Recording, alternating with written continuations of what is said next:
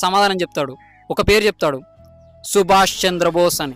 సుభాష్ చంద్రబోస్ గారు INA Indian national ఆర్మీని జపాన్లో స్థాపించి 60,000+ సోల్జర్స్తో బ్యాటిల్ చేస్తారు బ్రిటిష్ వాళ్ళతో.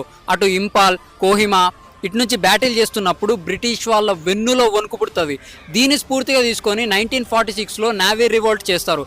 దాని తర్వాత భయపడి పారిపోతే బ్రిటిష్ వాళ్ళ పరువు పోతుందని వాళ్ళు మనకు స్వాతంత్రం ఇచ్చాం అని గొప్పలు చెప్పుకుంటారు. ఇంతటి చరిత్రను వదిలేసి బోసినవ్వుతో శాంతి చర్చలతో వచ్చింది స్వాతంత్రం అనుకోవడం మన దౌర్భాగ్యం. మనకి స్వతంత్రం రావడానికి ఎంత కష్టపడితే స్వాతంత్రం వచ్చింది, ఈ డెమోక్రటిక్ కంట్రీలో బతకాలంటే అప్పుడు ఎంత త్యాగాలు చేస్తే మనకు స్వతంత్రం వచ్చిందని తెలిస్తే అకౌంటబిలిటీ పెరుగుతుంది. As a individual person what have to contribute to the nation అనే రెస్పాన్సిబిలిటీ పెరుగుతుంది.